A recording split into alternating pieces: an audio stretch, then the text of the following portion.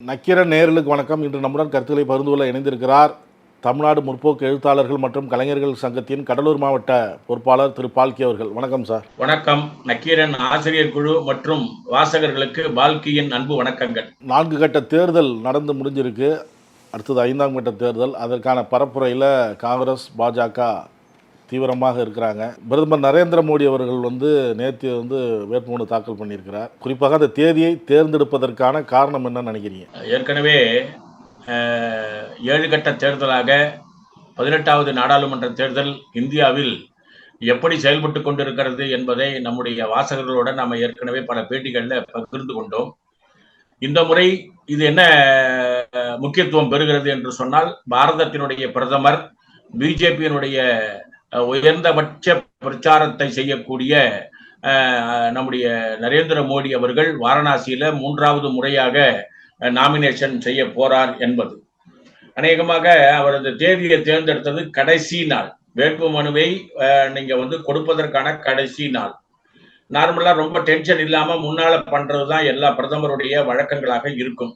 ஆனால் இவர் அதை தேர்ந்தெடுத்ததுக்கான காரணம், வடக்கு பகுதியில இந்தி பத்திரிகைகள்லயே தெளிவா சொல்லியிருக்காங்க, கங்கை அம்மாள், கங்கை தேவி பூமிக்கு எல்லா அருளும் மக்களுக்கு கொடுப்பதற்கு, அல்லது கங்கையை அதிகம் வணங்குகின்ற மோடிக்கு கொடுக்கக்கூடிய உகந்த நாள் இந்த நாள் என்று அவர் தேர்ந்தெடுத்திருக்காரு. அநேகமா அவருடைய நாமினேஷனை நீங்க பார்த்திருப்பீங்க. அநேகமா நம்ம பேப்பர்ல எல்லாம் கூட எப்படி வந்திருக்குன்னு சொன்னா, அந்த வேட்பு மனுவை வாங்கினவர் தமிழ்நாட்டை சேர்ந்த ஒரு தேர்தல் அதிகாரி. சொல்ல மறந்தது நம்ம மீடியா என்னன்னு சொன்னா, மோடியோட போய் உட்கார்ந்தது அவர் ஒரு வணங்கக்கூடிய ஒரு சாதாரண கோயிலினுடைய பூசாரி. அவர் பக்கத்துல மந்திரி சபையை சார்ந்த அரசியலில் ஈடுபட்ட யாரையும் அவர் பக்கத்துல உட்கார வச்சிடல. கோயில்ல போனீங்கன்னா அந்த பூஜாரி சொல்லுவதை கேட்கக்கூடிய ஒரு பக்தி ஆள் போலவே அந்த நாமினேஷன் கொடுக்கிற இடத்துக்கும் 2 சேர் போட்டிருக்கிறாங்க. அதுல மோடி உட்கார்றாரு. மோடிக்கு பக்கத்துல அந்த டைரக்ஷன் கொடுக்கக்கூடிய வேலையை அவர் வணங்குகின்ற ஒரு சாதாரண கோயிலினுடைய பூசாரியை அழைத்து சென்று ஒரு மதச்சார்பற்ற நாட்டுல ஒரு மத சிந்தனையை அல்லது அந்த கடவுள் வழிபாடு என்பதை அரசியலுக்கும் மேல கொண்டு போன ஒரு முக்கியமான அணுகுமுறையை இந்த நாமினேஷன் டேட் அன்னைக்கு நம்முடைய மோடி அவர்கள் செய்திருக்கிறார் என்றுதான் இந்த நிகழ்ச்சியை பார்க்கணும்.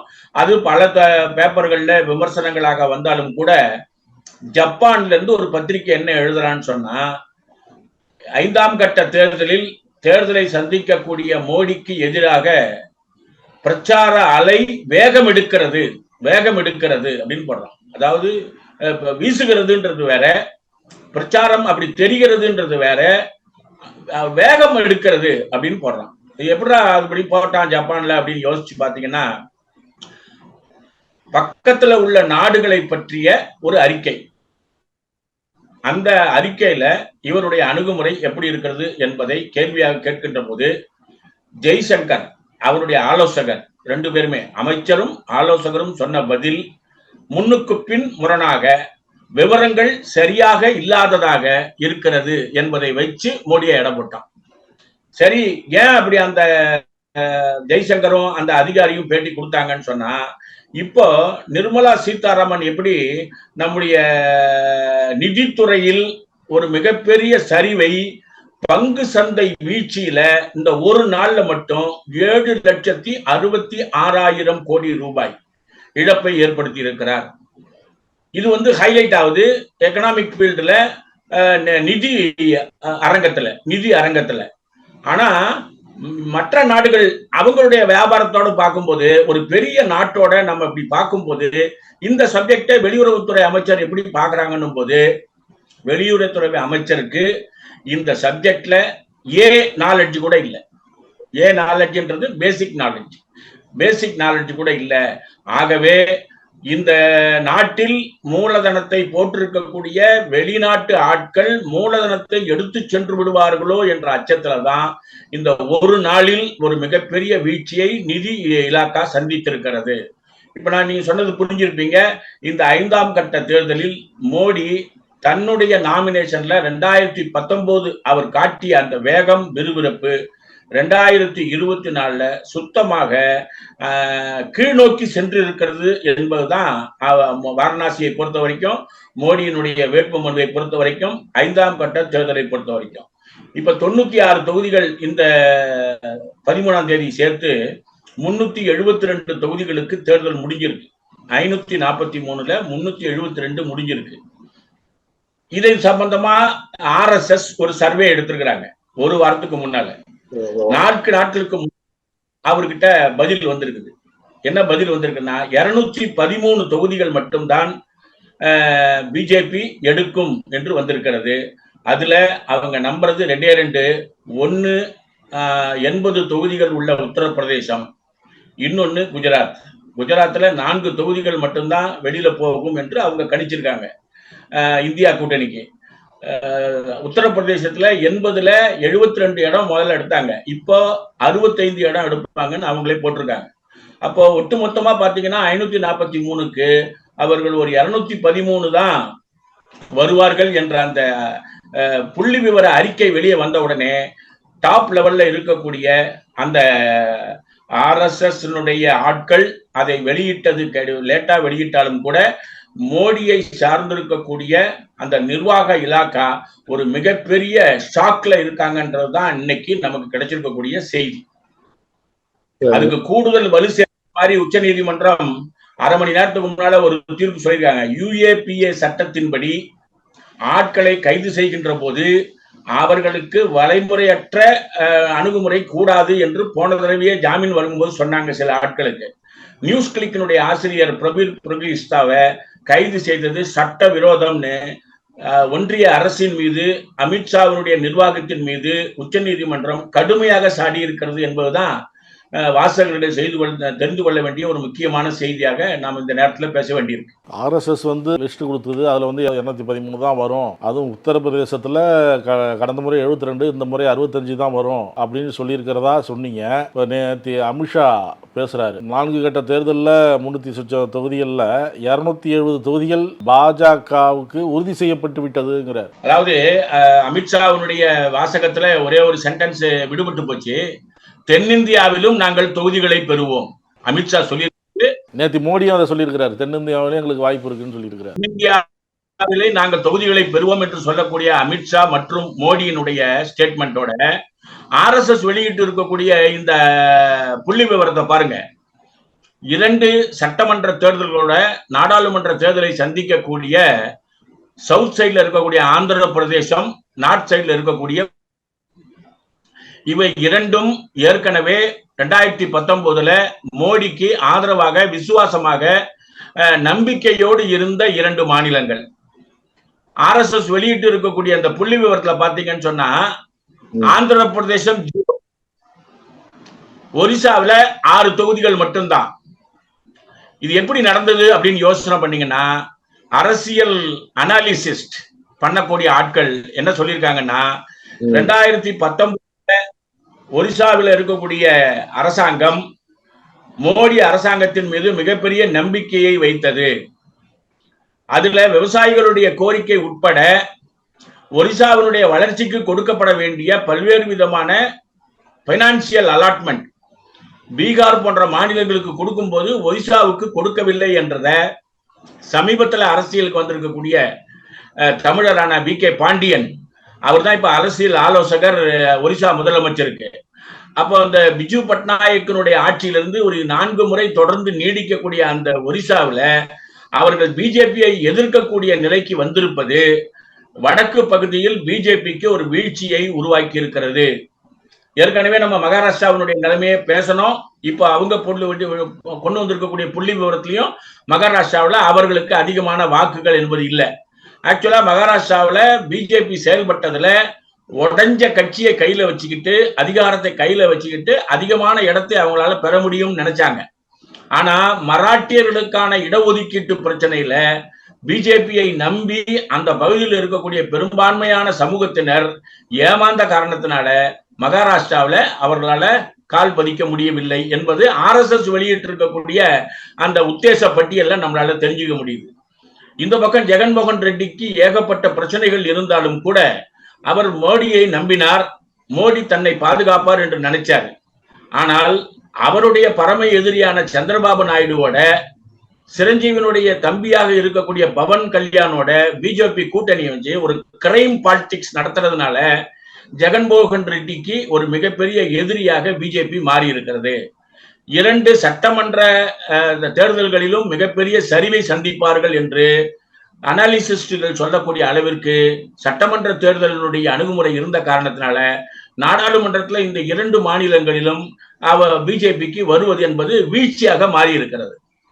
இதோட நீங்க கர்நாடகா, ஜம்மு காஷ்மீர், கோவா, அப்புறம் சத்தீஸ்கர், உத்தரகாண்ட் இந்த பகுதியிலெல்லாம் நீங்க அவங்க போட்டிருக்கக்கூடிய பட்டியலை பார்த்தா take it as granted to BJP என்று கணக்கில் வைத்தால் கூட அவர்கள் 213 தொகுதிகளை தாண்ட முடியாது என்று அவர்களை வழிநடத்தக்கூடிய ஒரு அமைப்பே கொண்டு வந்திருக்கிறது என்றால் இப்ப நடக்க போறது 5வது கட்டம் 6, 7 அந்த ஜூன் 1ஆம் தேதி நடக்கக்கூடிய அந்த தேர்தல் வரைக்கும் பார்த்தீங்கன்னு சொன்னா RSS ஒரு அச்சத்தில் இருக்கிறது. பிஜேபி, அமித்ஷா போன்றவர்கள் வெளியே பேட்டி அப்படி கொடுத்தாலும் கூட அவர்களுடைய உள் மனசுலையும் நிர்வாக தரப்புலையும் நடக்கக்கூடிய விஷயங்களை பாருங்க. 5வது தீ விபத்து டெல்லியை சுற்றி எங்கெங்கெல்லாம் முக்கியமான அலுவலக கோப்புகள் இருக்கிறதோ எல்லா கோப்புகளிலும் 5 முறை இப்ப 5 இடத்துல தீ விபத்து நடந்திருக்கிறது. அப்போ அந்த டாக்குமெண்ட்ஸை கம்ப்ளீட்டா கிளீன் பண்ணக்கூடிய ஏற்பாடுகளை எந்த அரசு அந்த சட்டவிரோதமாக செயல்படுகிறதோ அந்த சட்டவிரோதமான அரசு அதற்கும் தயாராக தன்னை நடத்தி கொண்டிருக்கிறது என்றுதான் நம்ம பார்க்க முடிகிறது. இது பிஜேபிக்கு ஏற்பட்டிருக்கக்கூடிய ஒரு மிகப்பெரிய சரிவு காலம்னு நாம சொல்லல. வயர்னு ஒரு பத்திரிகைக்கு பேட்டி கொடுக்கிறாரு. யாரு? வர்க்கல பிரபாகர். அவர் யாரு? நிர்மலா சீதாராமனுடைய வீட்டுக்காரரு. அவர் என்ன சொல்றாருன்னு சொன்னா 7 கட்ட பதிவுகளிலும் பிஜேபி தோல்வியை சந்திக்கும். அவர்கள் சாதாரணமாக ஆட்சியை தூக்கி கொடுத்து விடுவார்கள் என்று நம்பாதீர்கள். RSS, பிஜேபி அமைதியாக ஜனநாயகத்தை மதித்து வெளியேறி விடுவார்கள் என்று நம்பாதீர்கள். அவர்களை உஷாராக கண்காணியுங்கள். முழுமையாக எதிர்கட்சிகள் இணைந்து செயல்பட்டு அவர்களை விரட்டி அடிக்கக்கூடிய வேலைக்கு தயாராகுங்கள்னு போட்டிருக்காரு. இப்ப இந்த வயர்ல வந்த பேட்டி ட்ரெண்டிங்ல என்னன்னா தமிழ்ல டிரான்ஸ்லேட் ஆகி ரீஜனல் லாங்குவேஜ்ல டிரான்ஸ்லேட் ஆகி எல்லா மாநிலங்களிலும் அது வேகமா போயிருக்குன்றது ஒரு நல்ல அம்சமாக தெரிகிறது. இந்த 5ஆம் கட்ட தேர்தலில் மோடிக்கு எதிரான அலை வேகம் எடுத்திருக்கிறது அப்படின்னு குறிப்பிட்டீங்கல்ல, அதுக்கு என்ன காரணம்? அதாவது இப்போ அரவிந்த் கெஜ்ரிவால் சில விஷயங்களை சொல்றாரு. யாருக்கு நீங்கள் ஓட்டு போடுறீங்க? நீங்கள் போடுற ஓட்டு அமித்ஷா தான் பிரதமர் ஆவார், மோடிக்கு 75 வயசு ஆயிடுச்சு, அவர் பிரதமராக இருக்க மாட்டார் அப்படிங்கிற ஒரு விசாரம் எடுபடுகிறதா? இந்தியா கூட்டணி மற்றும் கெஜ்ரிவால் வைக்கக்கூடிய வாதம் எடுபடுகிறதா? இல்லை என்ன காரணத்தினால வேகம் எடுக்குது? 5ஆம் கட்ட தேர்தலில் வேகம் எடுத்தது என்று சர்வதேச ஊடகங்கள் தன்னுடைய கருத்தை பதிவு செய்கிறாங்க இல்லையா? அதுக்கு புறநிலை அகநிலை காரணங்கள் இருக்கிறது. புறநிலை காரணம் என்னன்னு பாத்தீங்கன்னா, நம்முடைய இந்த மதுபான வழக்குல திட்டமிட்டு அமலாக்கத்துறையினுடைய நடவடிக்கைகள் சரியல்ல என்று உச்சநீதிமன்றம் முதல்ல ஒரு நெத்தியில ஒரு அடி அடிச்சதும், அதுக்கு எல்லா டாக்குமெண்ட்ஸையும் அமலாக்கத்துறை கொண்டு போய் கொடுக்கும் போது மன்னிப்பு கேட்டதும், நீங்க இதுக்கு மேல கோர்ட் ஜூன் மாசம் வரைக்கும் கோர்ட் கிடையாது. அப்ப அந்த கடைசி நாள்ல இதுல ஒரு முடிவெடுக்க வேண்டிய தேவை இருக்கிறது. அந்த தேவையை ஒட்டி உச்சநீதிமன்றம் போக வேண்டிய சூழல் இருப்பதை ஒரு எச்சரிக்கையாக பதிவு செய்து வந்தது சட்ட ரீதியாக கிடைச்ச ஒரு முன்னேற்றம். 2வது என்னன்னு சொன்னீங்கன்னா, இப்ப நீங்க 4 கட்ட தேர்தல்களிலும் இவர்களுடைய அணுகுமுறை என்பது ஜனநாயகத்துக்கு விரோதமாக இருந்தது என்ற விஷயங்கள் 5ஆம் கட்ட தேர்தலை போய் பார்க்கும்போது நம்முடைய கெஜ்ரிவால் அவர்கள் ரிலீஸ் ஆனதும் நாம் என்ன யோசிச்சோம்னு சொன்னா, கெஜ்ரிவால் அவரையும் ஆம் ஆத்மி கட்சியையும் அந்த எஃப்ஐஆர்ல நீங்க சேர்க்கறதன் மூலமா ஒரு கட்சியை செயல்படாமல் இருக்க செய்ய முடியும். அந்த அவங்க வீட்டுக்காரம்மா அரசியலுக்கு வரமாட்டாங்க, இந்த கட்சி அப்படியே நின்னுடும் அப்படின்னு யோசிச்சாங்க. அது ரெண்டுமே இல்லாம மேல வர்றதுக்கான வாய்ப்பை உருவாக்கிட்டாங்க. அதனால வேகம் எடுத்திருக்கிறது. வேகம் எடுத்ததுக்கு இன்னொரு காரணம், நம்ம ஏற்கனவே பேட்டியில வலியுறுத்தினது மாதிரி, இந்த தேர்தல் அறிவித்து 5ஆம் கட்ட தேர்தல் நடக்கக்கூடிய இந்த சூழல் வரைக்கும் பாத்தீங்கன்னா இந்த ஒன்றிய அரசு பட்டியல் போட்டு கொடுத்த மாதிரி தான் தேர்தல் கமிஷன் செயல்படுகிறது. இந்த 5ஆம் கட்ட தேர்தலில் மட்டும்தான் தேர்தல் முடிஞ்ச பிறகு தேர்தல் கமிஷன் மோடி மீது வழக்கு பதிவு செய்ததாக சொல்லியிருக்கு. நம்ம ஆக்சுவலா 1வது ஏப்ரல் மாசம் 19ஆம் தேதியிலிருந்து வயலேஷனை சொல்லிட்டு இருக்கிறோம். 26 கேஸ் நம்ம வந்து கொடுத்திருக்கிறோம். அதுல அவங்க கவனிச்சது 3 கேஸ் தான். 23 கேஸ அப்படியே ஓரமா வச்சுட்டாங்க. இது ஏன் இப்படி செயல்படுறாங்கன்ற கேள்வியை கேட்கும்போது இந்த தேர்தல் கமிஷனருடைய வேலையை பார்த்த அசோக் தபாலே அப்படின்றவரு இப்ப நிதி செயலராக இருக்காரு ஒன்றிய அரசுல. அவர் ஒரு கட்டுரை எழுதுறாரு. அந்த கட்டுரை என்னன்னு சொன்னா, அந்த அருணாச்சல பிரதேசத்துல 10 சட்டமன்ற தொகுதிகள், நாடாளுமன்றத்துல 3 தொகுதிகள் எல்லாரையும் விலைக்கு வாங்கி நாங்கள் ஜெயித்து விட்டோம் என்று சொல்வது ஏற்கனவே அரசியலமைப்பு சட்டத்தில் உருவாக்கப்பட்ட பெரும்பான்மை அணுகுமுறையில் உள்ள சட்ட பிரிவுகளுக்கு பொருந்தாதுன்ற எதிர்கட்சிகள்லாம் சொல்ல. அந்த அரசியலமைப்பு சட்டத்துல சொன்ன அந்த வகையின் படி நீங்க நடவடிக்கை எடுத்தீங்கன்னு சொன்னா இந்த 3 தொகுதிகளிலும் நாடாளுமன்ற தேர்தலுக்கு அவங்க ஏத்துக்கிட்டது தப்புன்ற. அப்போ அவர்கிட்ட இருந்தே நிர்வாக பொறுப்பில் இருக்கக்கூடிய ஆட்கள் எதிர்ப்பு என்பது வருகின்ற போது மோடியினுடைய அந்த தான் என்கின்ற நிலை 2019 பிரகாசமா இருந்தது. 2019க்கு பின்னால்தான் நம்முடைய பாபர் மசூதி இடிப்பை ஒட்டி அந்த ராமர் கோவில் கட்டப்பட்டது. ராமர் கோவில் கட்டப்பட்ட பின்பு அதனுடைய வளர்ச்சி என்பது அல்லது அந்த திறப்பு விழா என்பது நமக்கு 24ல பயன்படும் நினைச்சாங்க. அங்க மேற்கொள்ளப்பட்ட நடவடிக்கைகள், அங்க பிஜேபி நடந்து கொண்ட அந்த ரியல் எஸ்டேட் ஊழல் முறைகேடுகள் இவை எல்லாம் பிஜேபிக்கு உதவவில்லை என்பதுதான் இந்த 5ஆம் கட்ட தேர்தலில் பிஜேபி கீழே நோக்கி செல்ல வேண்டிய கட்டாயத்துல தள்ளப்பட்டிருக்கு. விழாவில் பேசிய மோடி வந்து என்ன சொல்றாரு அப்படின்னா, இந்து முஸ்லீம் பிரிவினையை ஒருபோதும் நான் செய்ய மாட்டேன், பிரிவினையை ஏற்படுத்துவது என்னுடைய வேலை கிடையாது, பிரிவினையை ஏற்படுத்தினால் நான் பொது வாழ்வுக்கு தகுதி அற்றவன் அப்படின்னு பேசியிருக்கிறார். மோடி மாடலில் ஒருபோதும் இந்து முஸ்லீம் பிரிவினைக்கு இடமில்லை. நான் சின்ன வயசுலேருந்து இஸ்லாமிய குடும்பத்தோட பழகி வரேன். என் வீட்டுக்கு பக்கத்தில் இஸ்லாமிய நண்பர்கள்லாம் இருந்தாங்க. இஸ்லாமிய குடும்பங்களோட ஈத் பெருநாள்லாம் நான் கொண்டாடி இருக்கிறேன். 2002லேருந்து இப்படி ஒரு தேவையில்லாத ஒரு குற்றச்சாட்டை என் மேலே வந்து பரப்பிட்டாங்க அப்படின்னு சொல்றாரு. அதிக குழந்தைகள் பெற்றுக்கிறாங்க அப்படின்னு நீங்கள் பேசியிருக்கீங்க. அது குறித்து கேள்வி கேட்கும்போது என்ன சொல்றாருன்னா, இந்துக்களும் அதிக குழந்தைகள் பெற்றுக்கொள்கிறார்கள். நான் வந்து இஸ்லாமிய சமூகத்தை முஸ்லீம் சமூகத்தை வச்சு விளம்பரப்படுத்த விரும்பல அப்படின்னு சொல்றாரு. பேச்சினுடைய தடுமாற்றம் அது எப்படி இருக்குன்னு தெரிஞ்சுக்கிறதுக்கான கேள்வியா உங்களுடைய கேள்வி அமைஞ்சது. சமீபத்தில் ஒரு வாரத்துல பாத்தீங்கன்னு சொன்னா எல்லா பத்திரிகைகளிலுமே குழந்தை பிறப்பு விகிதம் அப்படின்றதுக்கான ஸ்டேட்மெண்ட்டை எக்கனாமிக் அண்ட் பொலிட்டிக்கல் வீக்லி, ஆங்கில ஹிந்து போன்ற பத்திரிகைகள்ல டீட்டெயிலா போட்டிருக்காங்க. வடக்கு பகுதியில குறிப்பாக உத்தரப்பிரதேசத்துல அதிகமாக இருக்கக்கூடிய, வெஸ்ட் பெங்கால்ல அதிகமாக இருக்கக்கூடிய இஸ்லாமியர்களிடம் அந்த குழந்தை பிறப்பு விகிதம் எவ்வளவு வளர்ந்திருக்கிறது 2014 வரைக்கும், 2014 19 வரைக்கும் எவ்வளவு குறைஞ்சிருக்கு, 2019 2024 வரைக்கும் மேலும் எவ்வளவு குறைஞ்சிருக்கு. 75 ஆண்டு கால இந்திய வளர்ச்சியில இந்த ஆட்சியை பெரும்பான்மையாக முஸ்லிம்களாக மாற்றி அவர்கள் எடுத்து சென்று விடுவார்கள் என்ற RSS பிரச்சாரம் உண்மை என்பதை இவருடைய வாசகங்கள்ல இருந்து நாம தெரிஞ்சு வச்சுக்கிட்டோம். புள்ளி விவரங்கள் மூலமாக அவர்கள் குழந்தையை அதிகமாக பிறப்பதற்கான ஏற்பாடுகளில் இல்லை. சமீப காலத்துல அவர்களுடைய குடும்பத்தில் ஏற்பட்டிருக்கக்கூடிய வறுமையின் காரணமாக இஸ்லாமியத்தில் அடிமட்டத்தில் இருக்கக்கூடிய ஆட்கள் பெரும்பான்மையாக இருக்கக்கூடிய நாடாக இந்தியா இருப்பதனால குழந்தை கூடுதல் சுமை என்பதனால விஞ்ஞான வளர்ச்சியை பயன்படுத்தி கொண்டு குழந்தை பிறப்பினை மட்டுப்படுத்தி இருக்கிறார்கள்.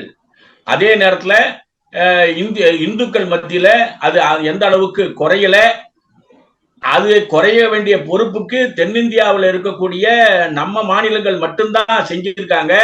வடக்கு மாநிலங்கள்ல இந்துக்கள்ல குறிப்பா ரஜபுத்திர வம்சத்தை சேர்ந்தவர்கள்ல பாத்தீங்கன்னு சொன்னா பார்சி இன மக்கள், வம்சங்கள் இவங்க எல்லாம் பாத்தீங்கன்னு சொன்னா விஞ்ஞான வளர்ச்சியை கூடுதல் கல்வி தகுதி இல்லாத காரணத்தினால கொஞ்சம் கூடுதலான குழந்தையை பெற்றிருக்கிறார்கள்.